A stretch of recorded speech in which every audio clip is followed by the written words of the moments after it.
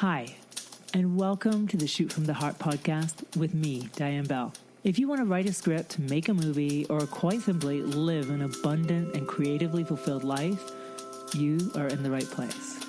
Each week I'll share with you tips, techniques, and real-world information that will inspire and empower you on your path. Thank you so much for joining me. I am rooting for you all the way. Let's do this. Hello, beautiful filmmakers, screenwriters, and creative souls. How are you today? Welcome to episode 42 of the Shoot from the Heart podcast. I am recording this live on Instagram today, and I'm living a little bit dangerously because my 3-year-old is in the room with me. I'm using the great tool of a digital babysitter. He's watching something on my other phone. Hopefully it will work out. Who knows? We have just moved into the age of not having naps. If other parents of toddlers will know this feeling where bedtime has got later and later and you can't get your toddler to sleep until 9 o'clock and you just go, no, enough. And so we've dropped the nap.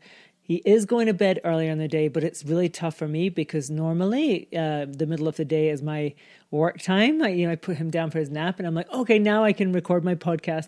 Now he's not having a nap. So I don't know how this is going to work. I don't know how life is going to play out over the next couple of months. Just a shout out to all the parents in this pandemic moment. It's just such a crazy time. I thought this year was going to get easier for me because I thought this would be the year that my 8-year-old be at school and my 3-year-old would be starting to do some preschool and I would have more time and life would be easier. And of course, here we are in the pandemic and I'm homeschooling both of them. I never in a million years thought I'd be a homeschooling mom. It's just, life is crazy. And just to be clear about that though, I don't know if there's any other parents here or anyone else relate to this, but I'm not complaining about it. I'm kind of shocked to discover that I love having them here and I love being their teacher. And I'm really surprised at that. I never, ever would have chosen to be a homeschooling mom, but I am doing it. And I actually just feel it's such an honor and a privilege and a joy. I'm kind of shocked. So there we go. Hello, I'm seeing some names and faces that I know. Hope you guys are well. As I said, I'm recording the podcast today, and the subject for today's podcast is what you should write about. And this really came about partly because I have had a number of emails in the past week from people saying, how do I know if my idea is good enough? Also, should I write something that I think people want to watch or something that I just like the idea of? One person wrote to me with that. And then funnily, yesterday I did a live session and I was talking about what you should be doing right now if you want to write a script by the end of this year. And during that, there was somebody present at the live and they said to me, what do you think a good movie is? No, they said, what do you think a bad movie is? And I immediately thought of the quote from the Iranian filmmaker Kiarostami, who said that a good film is one you believe and a bad one is one that you don't. And I really believe that. I think that's true. And I said that. I said, I think a bad film is one where you don't believe it. You don't believe the characters. You don't believe the story. You don't believe in the world. You're not interested. And this person said, okay, but if you showed me a movie and it was like 2 hours of a person sitting in a chair, I would believe it, but it wouldn't be a good movie. I went, oh, that's an interesting point. Yeah, you're right. So I went away and thought about that. And this sort of feeds into the subject of what should you write about and what is a good story? Because really when we say what should we write about, what we're asking is like, what is a good story? What would be a compelling movie? What subject matter would be worthy of investing months and months of your time to write and then months and months of your time to try to sell or try to make into a movie? Basically years of your life. So it is a legitimate question, like what is a good story to write? And how do I know it is good enough? So going back to this friend yesterday saying, okay, if you made a movie about a guy sitting in a chair, I would believe that, but it would be boring. And I thought about it and I thought, he's right to an extent. It might not be boring if the person in the chair underwent a transformation. And actually, I think there are a couple of movies that are basically a man in a chair going through a transformation. The Tom Hardy film, someone might remember the title of it. I can't think of it off the top of my head. I've mentioned before, my head's like Swiss cheese. My brain just like, I just forget names of things. I don't stress about it. I just don't remember. So the Tom Hardy movie where he's just basically driving a car for the whole movie. Has anyone seen that? He's like in the driver's seat and the whole movie is him in the driver's seat of the car taking phone calls, blah, blah, blah. But he's basically in a chair for the whole movie. And it's totally interesting because he's going through a transformation. And I thought too about that movie Scum, and I do remember the name of that one. Scum. Oh, somebody said, yeah, I forgot the name too. Okay, I'm not the only one. The Tom Hardy movie where he's sitting in the car. It was kind of the movie that really broke him through, I feel like. It's a great film, really worth looking up. Locke. Thank you. Somebody said Locke. It was Locke. It was Locke. So the other film that I thought of was a film called Scum. Do you guys remember that movie? I'm trying to think, what was the name? The filmmaker. Oh, the film. It's a British film about a sort of young skinhead who is getting a talking to from a social worker. And I seem to remember, it's years since I've seen the film. I mean, it's decades since I've seen this film. But I seem to remember most of it is him sitting in a chair being talked to. And basically the social worker is kind of like presenting to this young skinhead, unless you change your path now, your life is going to be miserable. You're going to spend your life in prison, basically. And you're going to have a terrible life and it's going to be a total waste of time. And, this young skinhead, which was, oh gosh, my mind really is terrible today. But the young skinhead, the actor, that great British actor, it will come to me. So he's sitting in that chair and it's really like him in a chair, being confronted with his own ignorance and his own stupidity and what that might mean in his life. So it's another movie, which is someone in a chair. And this gets me to thinking about what is then a good movie? What is a good story? And really, to me, the heart of a good story, besides of it being believable, which is essential, it has to be believable. But beyond that, the crux, the germ of a good story is a story in which we witness the believable transformation of a character. Okay, that to me is the ultimate, like, what movies are about. Like, why are we compelled to watch them? What makes a good one? For me, when you boil it down, any good movie has basically the transformation of the main character at its core. And if you think of any of the movies that you love, I think you'll probably find this is true. And beyond that, our tastes are wildly different. Some people would still find it boring to watch a movie that's just a guy sitting in a chair. I personally wouldn't, because I like slower paced films. I like films where things don't have to move around a lot. I mean, I'm quite happy with that. But a lot of people need things to be a lot quicker moving. That's just personal taste. But the truth is, a good movie is one in which we witness a believable transformation of a character.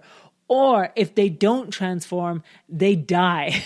Okay, that's tragedies. I mean, most tragedies at their heart are basically the character needs to transform in order to survive, but doesn't transform or doesn't heal in some way. And that is why they end up dying. And that's why you have a tragedy. So when we start thinking about what we want to write and what is the story we want to write, and I touched on this yesterday, I think always it starts with the character. I think always the thing to do is to start with a character that you personally are totally fascinated with and that you want to be engaged with, that you want to go on a journey with. And once you have that character, you'll know what they have to face, what they are going to have to confront along their path. And as I said, I'm not a typical Hollywood person. Like, the films that I love most are not mainstream Hollywood movies. I tend to love art house films, foreign films, and so on. That's just me. That's my personal taste. And those films tend not to be so much necessarily about a character who has an overriding goal, who has to achieve something, which is what we always hear about screenplays. Your character has to want something. The whole thing is they want something, and there's all these obstacles, and then they, seem like they're not going to achieve it, and then they achieve it. That's like the Hollywood structure. But to me, I think a lot of the foreign films or art house films that I love take a different format, which is often there's somebody who has some sort of flaw or some sort of fear or some sort of issue. And in the course of the movie, they're going to be confronted with that, definitely. So it's the same thing on one hand, but it's not necessarily that they want something, but maybe just that they have some flaw, they have some fear that needs to be addressed or transformed. I'm very drawn to those films. But, I mean, Hollywood films are Hollywood films, and that's cool too.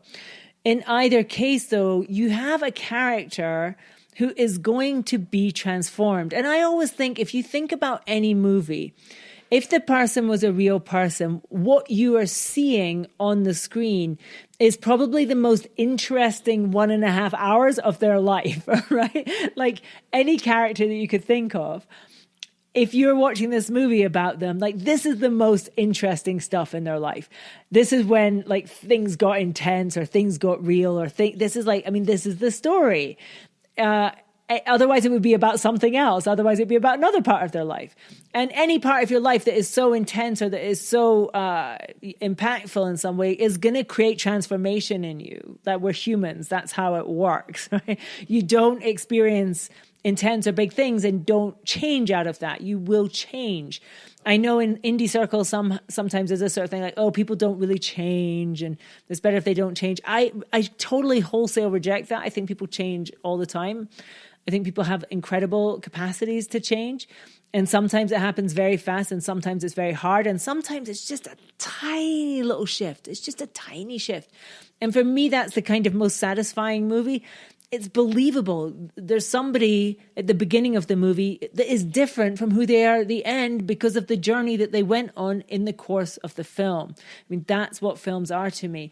And seeing that transformation is always one of the most satisfying things in the world. Seeing somebody change, seeing somebody grow, seeing somebody heal something, seeing somebody transform something, seeing somebody face their deepest fear and come through it. That is one of the most satisfying things as a human being to witness, and especially when we believe them, right? We go on the journey with them. Because if we really go on the journey with them, if we see who they are at the beginning and we understand them and we recognize them and we might even identify with them a little bit, when we go on that journey with them, they're not the only one that changes.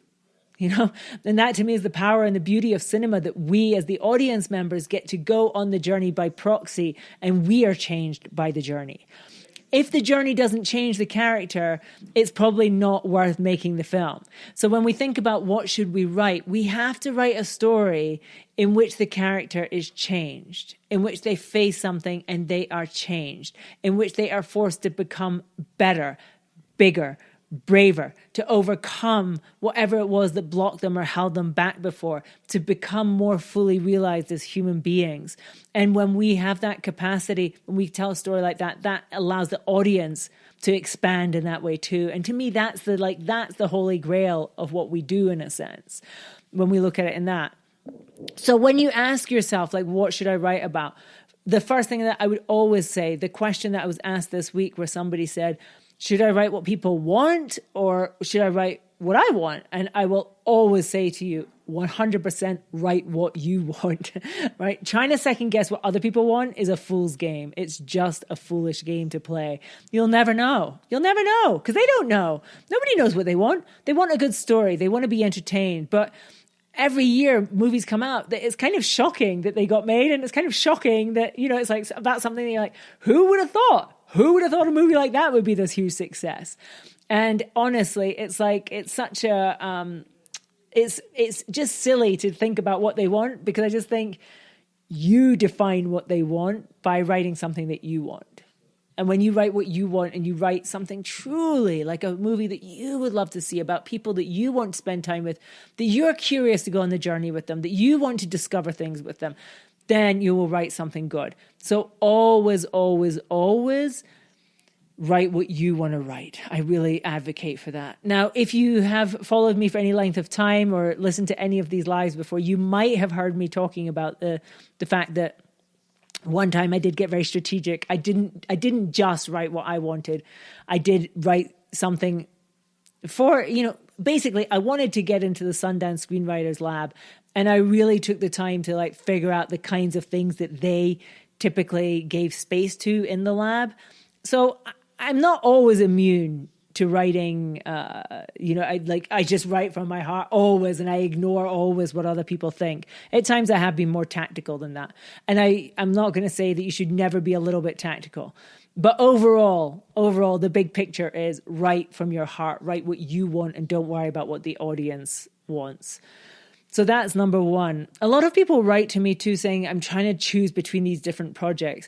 I have a couple of thoughts about that. Number one is just choose. I think like one of the things that we do to ourselves as human beings and as artists and all the things we make things more complicated than they need to be. I don't know whether to do this or that. I'm just so stuck. I don't know. I can't start because I don't know. I don't know. Maybe this one, maybe that. I start this, but then I think that. And I'm just like, get over yourself, choose one, get on with it, right? And it's not to say you might get halfway through it and say, oh no, this isn't the right one. I should do the other one. That's fine. You can change.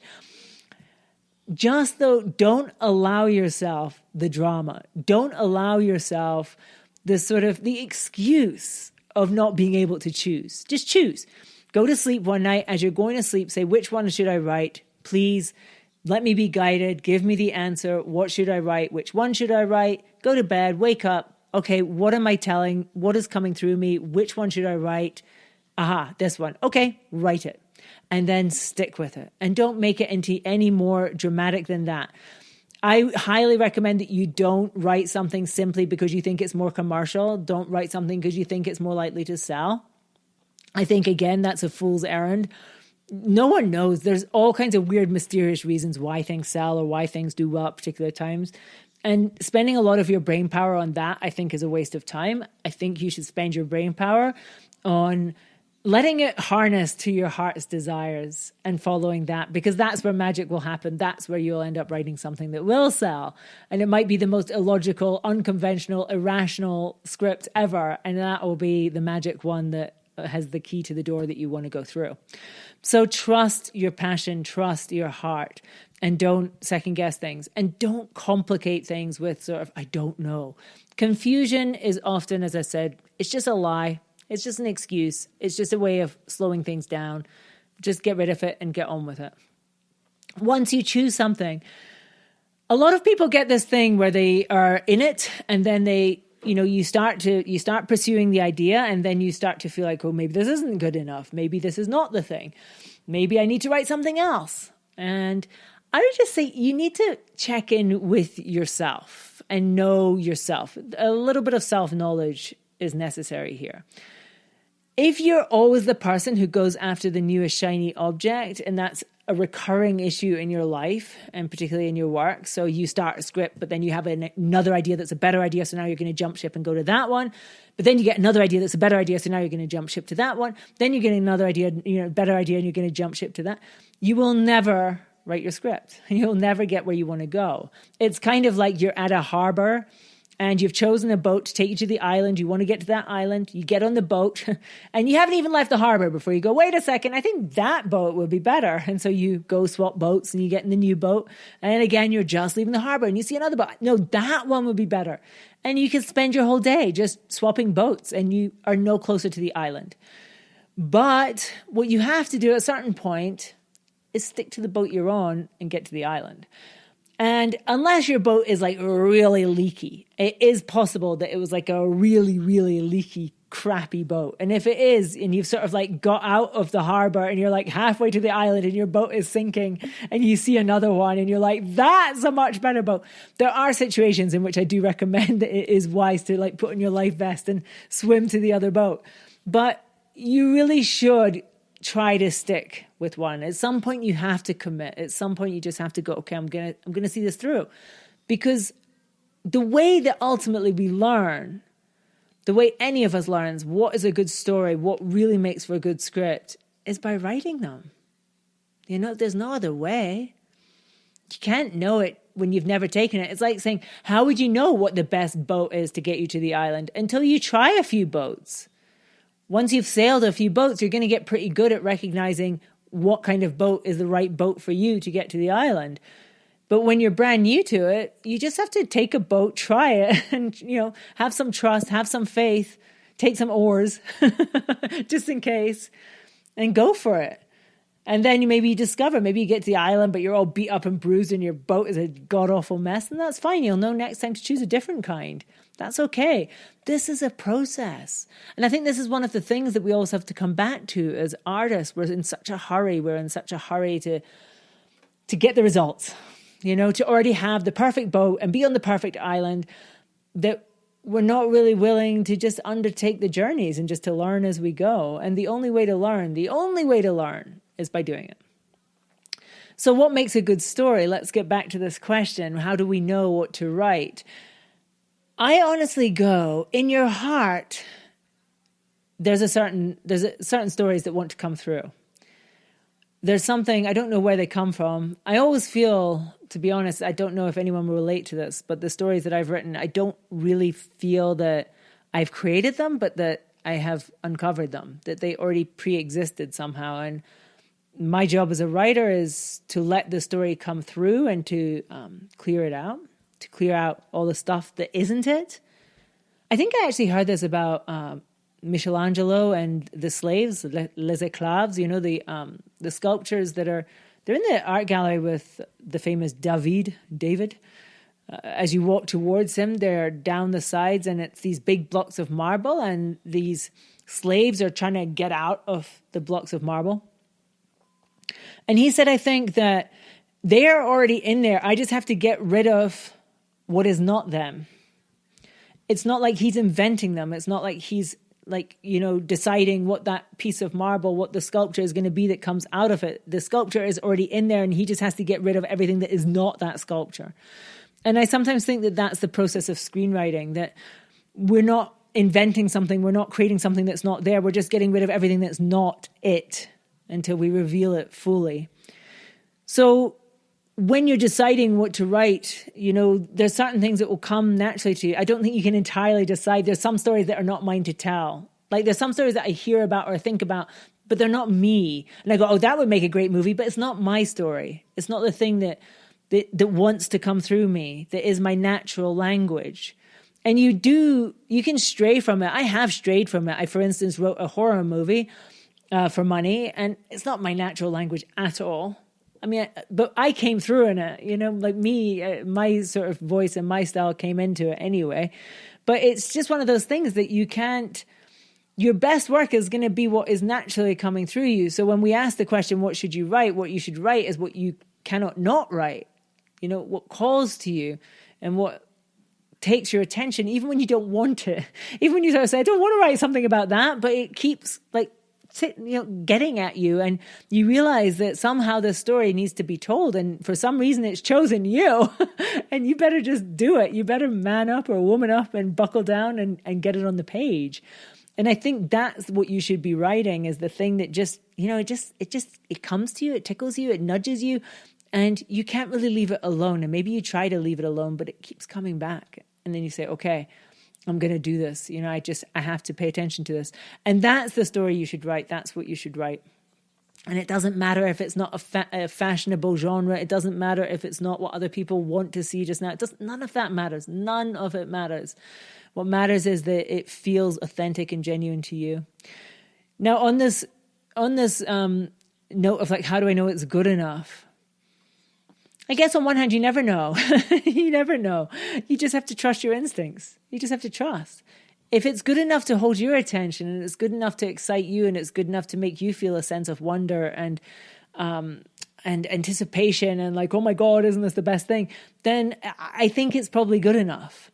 Sometimes, to be honest, I try to write something and I'm halfway through it. Not even halfway, it's less than that usually, but I start to write it and I run out of steam. I realize it's not mine and it's not what I thought it was. And sometimes that happens and you have to be open to that. The interesting thing is, though, when we ask this question, is it good enough? How do I know it's good enough? Okay. You will know it's good enough by writing it. And why are we so afraid of finding out that it's not? The worst thing that happens is you start to write something and about halfway through it, you just sort of go, or me it's usually I get maybe 10 pages, I've outlined, usually in the outlining phase, I'll be outlining it, I'll just go, nah, doesn't have enough. Sometimes it's not that it's a bad idea, it's just that it needs more. Maybe it needs a different story layered into it completely. Sometimes it's just not the time for me to tell that story. It's just set it aside, and then years later it'll come back to me in a different way. I go, ooh, that is something interesting. So, they never die. But the point is, when we're asking ourselves, is it good enough? We're already getting to that space of being concerned about the results over the process. And we're also getting into the space of judging ourselves and thinking that it's only worth doing if it is good enough. According to who? I have no idea. I mean, what is good enough? Somebody else wrote to me the other day about a completed script that they have, and they said, I don't know if it's good enough. I said, good enough for what? Good enough for what? If you're going to make it yourself, it just has to be good enough that people read it, and some people dig it, and some people will like it enough that they'll give you money. If you're going to sell it, it has to be good enough that some people will want to read it because the story is interesting. And when they read it, they get into it and they like it. But I mean, who gets to say if something is good enough? When we think about even completed movies, what is good enough? The movies that I love are probably not the movies that you love. All the time people argue about what's a good movie, right? And, that was a great movie. No, I thought it sucked, right? I mean, how many times have you come out of the cinema with a friend and had that conversation, right? Where they're like, that was the best movie I've ever seen. And you're like, I thought it was terrible. I just wanted to leave halfway through. Good enough for who?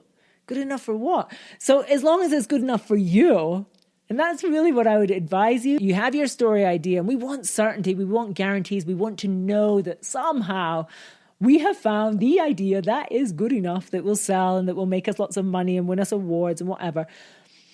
But, I mean, really, you just don't control that. Is it good enough to excite you? That would be my question every time. So when we're in this early stage of like thinking about a script and thinking about what to write, trusting the inner nudges, following your heart, just writing down notes about things, letting them percolate, giving them time to germinate, giving them time to evolve in a natural way inside you, I think is so important. Just playing with them, playing with the idea of them. Could it be this? Could it be that? What if it was this? What if it was that? Maybe I need this in it. It's just like playing with it. Is it good enough? If it maintains your interest, I would say it is. If you sort of get bored with it quite easily, then it's not, obviously. Because if you're not going to maintain your interest, then it's not going to be interesting for anybody else. But if you maintain yours, then it's good enough.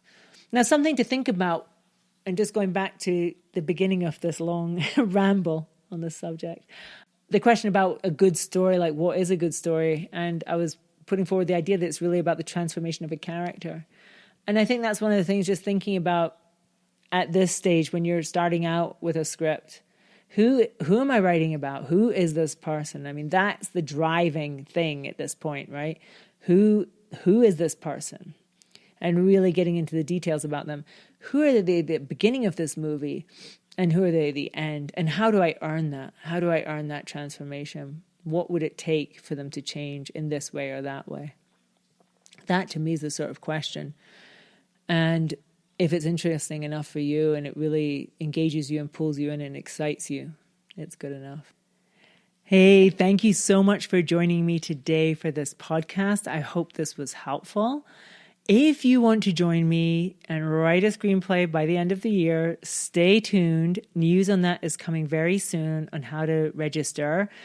Basically, we will be kicking off on November 1st, but you will be able to register earlier than that and get into the Facebook group and get ourselves all pumped up and ready to go. If you have any questions about that, please do send them to me, Diane at dianebell.com. You can write to me there. As always, I'm rooting for you. I appreciate you so much. Thank you so much for listening to this today. I hope it was helpful. Let me know if it was. Please, please, please leave a review if you can, or else screenshot this and send it to me on Instagram. I would love to hear from you. I hope you are doing awesome, that you and your family are staying well. Sending you tons of love, and I'll see you next week. Bye.